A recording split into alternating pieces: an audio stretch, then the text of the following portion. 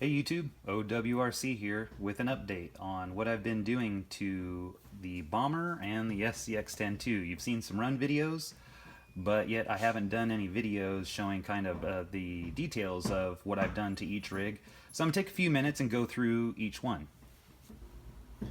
So first, on the Bomber, you can see it's back in its original format after the videos of playing with the Jeep body on here. So I did get a lot of comments on the Jeep body. Oh no, what'd you do to the SCX Jeep? And good and bad comments. A lot of people liked it. Some people I don't think were a fan of it. I don't know, I just was having fun with it, and I thought this would be something good to toy around with because I do have plans, as you now see, or had plans for the SCX10 too. I want to go over a little bit real quick how I mounted on. You can see I just set it on there, just right over the original body. I used Velcro just to on the sides and one piece across the top to hold it on there, and also you saw the I had my toe strap that I kind of just pinched the sides a little bit because it was just barely rubbing back here. So I'm having fun with this. I know it doesn't line up perfect in the back here, but it's just a cool other look. I can add a bunch of accessories. I have the Proline light, the U4 light in the back, and I can really load this up, and it's not top heavy because obviously this thing's so wide. And like I said, with just taking the Velcro off, and I actually peeled it off there, I've changed nothing to the Bomber itself. A couple of the updates I want to talk about real quick on the Bomber underneath. I think I did talk about the Hot Racing aluminum skid plate. I did have to replace that because one of the upper link mounts broke on the original plastic, so I thought this was a good upgrade. Just, you know, I like the way it looks. Plus, it's aluminum and it's holding up a lot better than the plastic one did. I did get my motor mount in. I think I talked about that. I did get GPM steel drive shafts, front and rear. And let's see, what was, the most important thing, not the most important thing, but one thing that actually did what I call break or get worn were the axles. And you're not going to be able to see in here. I did go with the, excuse my reach here, I went with Vanquish. I know that's kind of going all out, that they are pricey. I believe the front was, I believe 60, that's the part number there for the front that I used, and the rear is only like $20. So yes, it's an expensive upgrade, but I did have wheel wobble, and I thought it was maybe the way the tires were mounted. I thought it could have been the rim, and somehow I actually took the axle out and bent, I believe it was this front one and then the rear one here, and I was doing some pretty heavy running out in the desert, as you see from the videos. Not surprising it bent. I guess I would assumed it would have held up a little better. It wasn't doing any crazy jumps of any kind, but just running. Everything else you see was pretty much how I originally put this thing together. I'm still running the plastic original axle housings. The diff covers are taking quite a beating, but they're still holding up. You can't probably see from there, but it's, especially the front one, you know, hitting rocks and stuff like that again where I'm running it. So that's the Bomber update. Again, just having fun switching back and forth depending if I want to just kind of do some scale type trailing with this. I did take the front bumper off, which I'm using on the SCX10 too, which we'll go into that next. Okay, next up is the SCX10 2. As you can see, I've changed the body. I went with this, which you saw from the video already, with the, again, excuse my reach, the Proline 1985 Toyota Hilux SR5. That's your part number. This was my first attempt at a painted body, and I took my time with it. Took about a day to cut it and paint it. I did it all in one day. They do give you the window masks. It was actually fairly easy.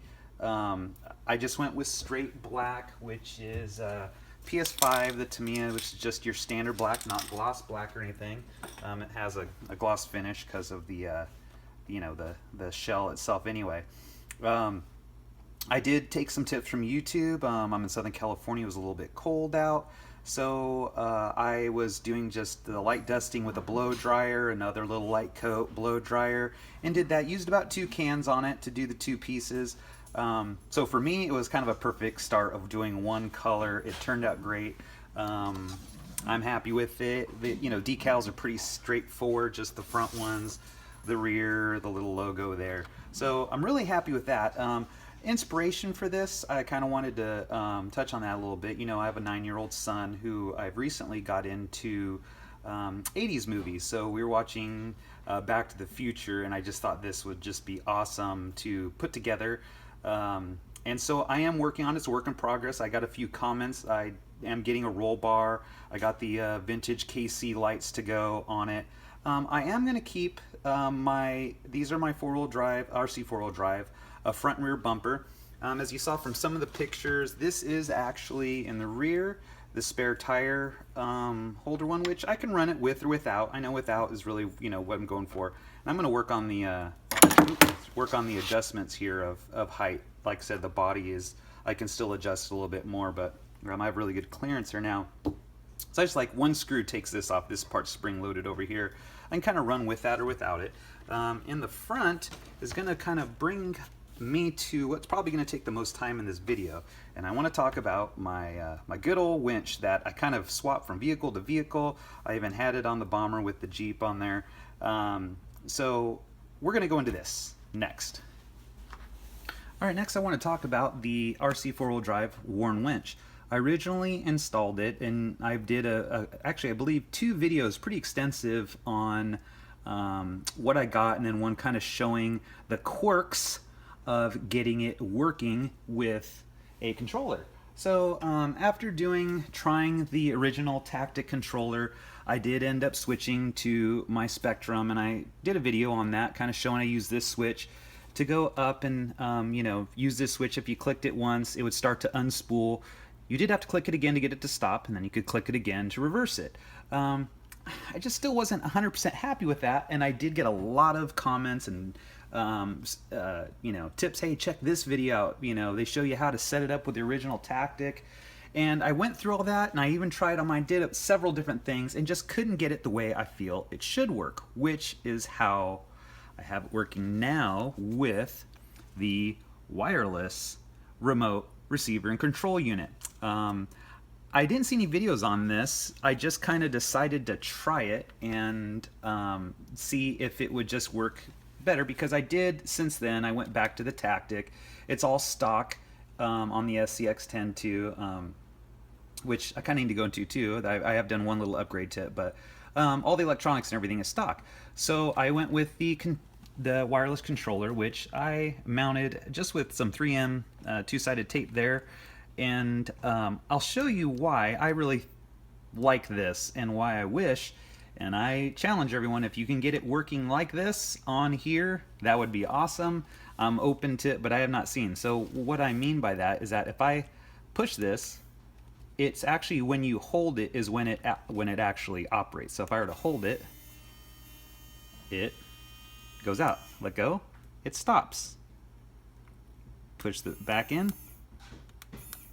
You can see that's not how it works on any of the videos I've seen either. Normally the button starts the motor and you have to push another button to get it to stop. It's not push to run like this is. How I feel, it should have just ran in the beginning, and it should run, I believe, even with the wired controller. You think they would have it to where you can hold it. Haven't been able to do it, watch the video, so this is what I went with. It's working exactly the way I want it to. This was completely plug and play.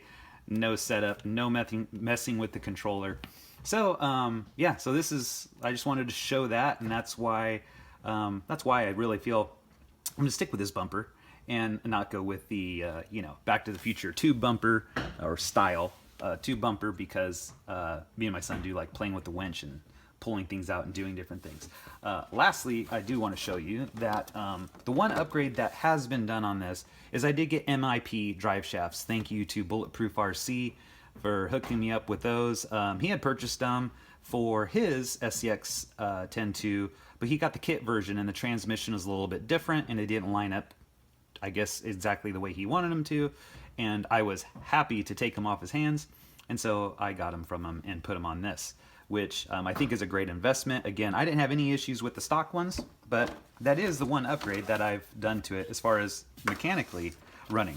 And so that will finish up the SCX10 2. Not a lot to it, just want to let you know where I'm going with it. and the update on the winch. Okay, that'll sum up this video. I just wanted to show a little bit of what I was doing with the vehicles. I have been showing run videos and haven't really explained kind of what's been going on with each truck, so I just wanted to get you guys updated with that. I want to leave you with one last thing to comment on, and that is AxialFest 2017. Comment down below if you're going, or if you have plans to go, or if you're in the area to go. I am planning on going. I did get a campsite and waiting to register. So yeah, let me know what you guys are thinking, if you've been before, what you're doing to your rigs. Again, thank you for all the comments, and if you like what you see, subscribe, and that's all I have for you this time around. Take care. OW out.